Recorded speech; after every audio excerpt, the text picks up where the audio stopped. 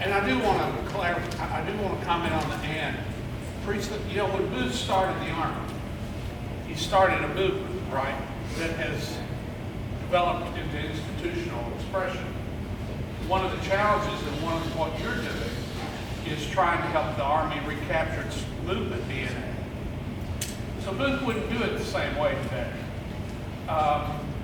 Or it wouldn't look like what Booth did. But in that preach the gospel, the Army was started in a day where proclamation was king. You preached the gospel, and people listened, and people came, people gathered, and then you meet the need, without discrimination, human need. So it made in our day. I mean, those are both. It's one coin, right, with two sides. It's that connected. So sometimes I just think when we use the word "and," it's more of a like we got a two-lane deal. When in fact it's preach the gospel through meeting human need.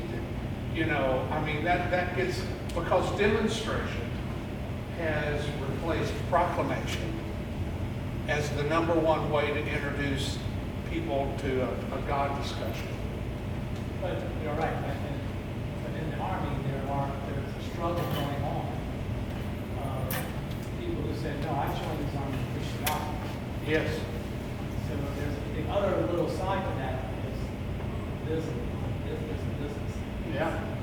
And you have to understand why do we do pathway? Why do we do the shelter? Because God loved us. That's right. That's why we do it. And that's what we got to I sent a grant that I wanted to fill out. And I was reading through it before I sent it to the development. It said they don't have a religious organization. Religious. I don't know what that means. Yeah. But I say no, we're not a religious organization. We're religious people who do social service work because of our religion. Exactly. So how do I get that grant? Get them to say, okay, we're not. Now what it might mean is they won't give you money to run a church. Right. Maybe that's what they need to Which- evangelize. Maybe they won't give you that. Which there again, you being a movement in your DNA puts you at an advantage. Because, if your scorecard could ever catch up to the realities of today, it's not about how many people we gather on Sunday. It's our constellation of ministry. It's how many people we minister to in everything you do. Pathway of Hope, crop centers, whatever.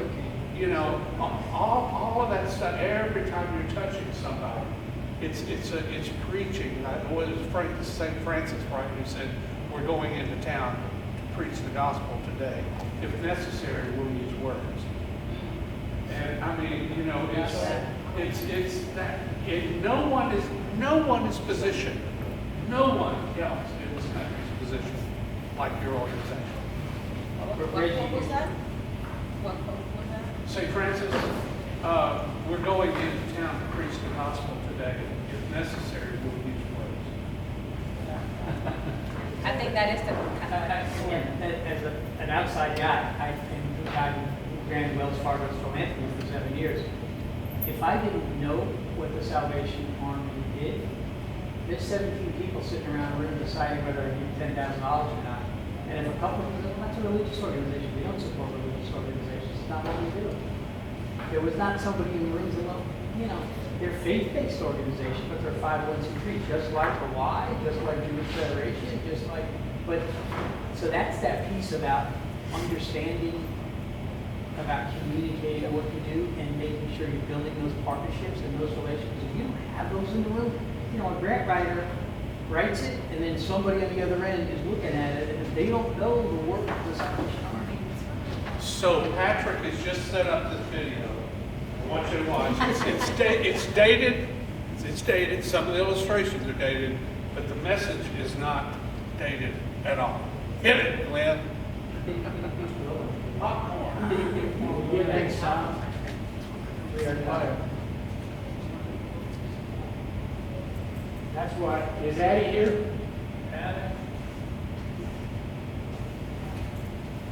Yeah, he set up the sound for us, so he said it should go right on. I'm gonna Does back- anybody know what he's saying? You can just fill right in. You're pointing like you know what should be happening. We could just pantomime this.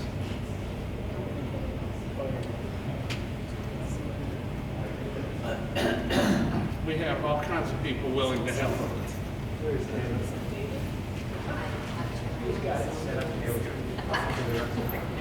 Here we go. Hello. Here we go. Glenn, Yes, sir. move left. Yeah, just a minute, I gotta go back to the beginning of the video. Go ahead.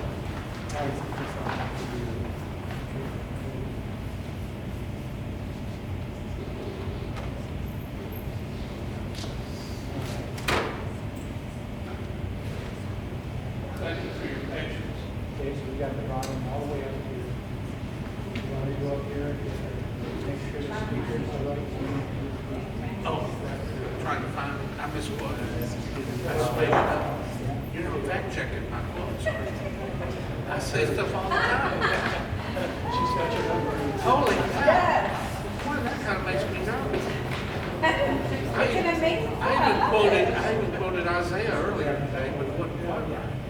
But I mean, say, I wanted to, I said it the way he really wanted to say it. Where can you find it?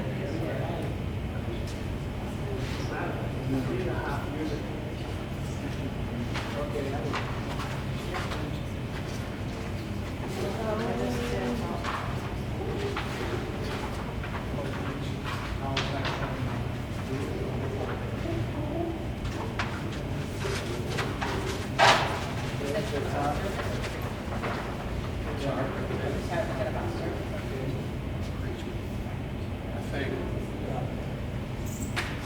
You profoundly changed my view. Let's go back to the beginning. How I thought the world. Hey, guys, I can do without it. We got it explained. Okay.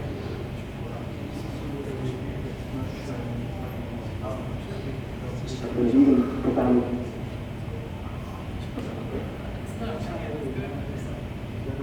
That's a different. No, it's not that one. Guys, let me move on to the exercise. We're behind anyway, Glenn. Seriously. Listen. All right, y'all didn't pay. Yeah, listen. Y'all didn't pay enough to watch a movie. So let me tell you what you missed. It didn't take long. It took him 17 minutes to say something. You can get much quicker. But knowing your why is the most critical piece of moving forward, and why people buy into what you do. People don't buy your what, your program, your pathway of this, your highway to Hades, this, your whatever. They don't buy your what, they buy your why. And that's the point that he's made. He's made quite a good living off of making that point. And some of you in your reporting talked about, the advisory board had an issue that we didn't, we're not sure exactly what the target was. Well, this is all about communicating your why.